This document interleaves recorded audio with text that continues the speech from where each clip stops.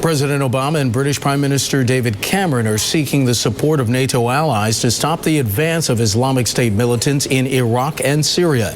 Edward Djerejian is the founding director of Rice University's Baker Institute and a former U.S. ambassador to Israel and Syria. And he joins me from Washington. Mr. Ambassador, welcome back to Bottom Line. Good to see you again. It's good to be with you again, Mark. Sir, are the sectarian divisions in the Middle East responsible for giving rise to militant groups like Islamic State?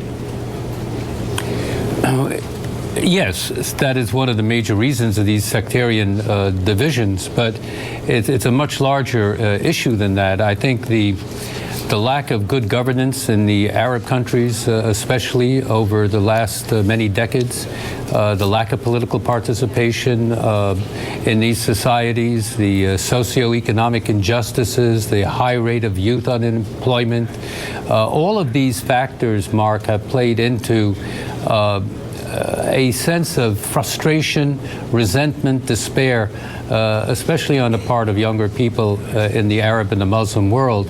And that is real fodder for these Islamic radical groups to come in and exploit. Sir, Florida Senator Bill Nelson, he says that he will introduce legislation next week that would authorize U.S. airstrikes against Islamic State militants in Syria. Does President Obama, in your opinion, need legislative approval for such action? Well, I'm not an expert on the constitutional and legal aspects of this, but obviously if the president does have congressional backing, it just strengthens his hand in terms of bringing public opinion with him.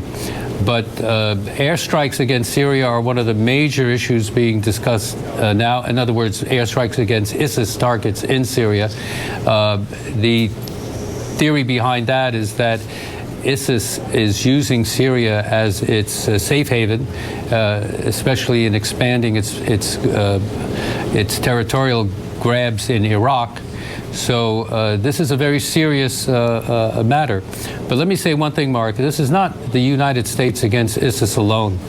This is the moderate Arab world and the Muslim world against Islamic radicalism. The Arab countries and Muslim countries have to stand up to the threat of ISIS in the first instance, because this is a clash of civilizations within the Muslim world. And ISIS considers these Arab regimes, for example, as the near enemy, and they consider us and the Europeans as a far enemy. So anything that's done in terms of airstrikes should be part of a larger strategy, which I hope the United States administration would lead, that will bring together the largest number of countries.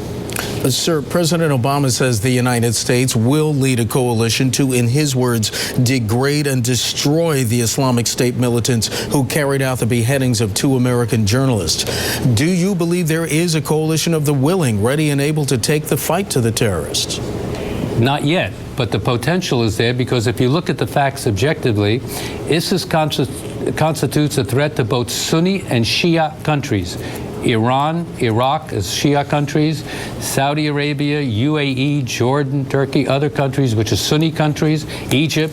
In other words, ISIS is a common threat to all of these countries in the Middle East. So that threat creates an opportunity, Mark, for a broad, grand coalition to be formed to really pursue ISIS, degrade it, defeat it, and then move on to a larger strategy to try to get to some of these root causes in the Middle East. Mr. Ambassador, we have a little less than 45 seconds left. As the militants stand right now, do you believe they're a threat to the national security of the United States? Yes, I do, because of the foreign fighters that have come in from supposedly about 100 from America, but 500 and larger from European countries.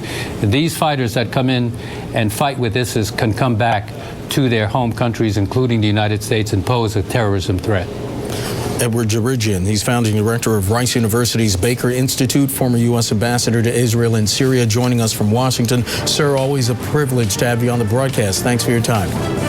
Good to be with you, Mark.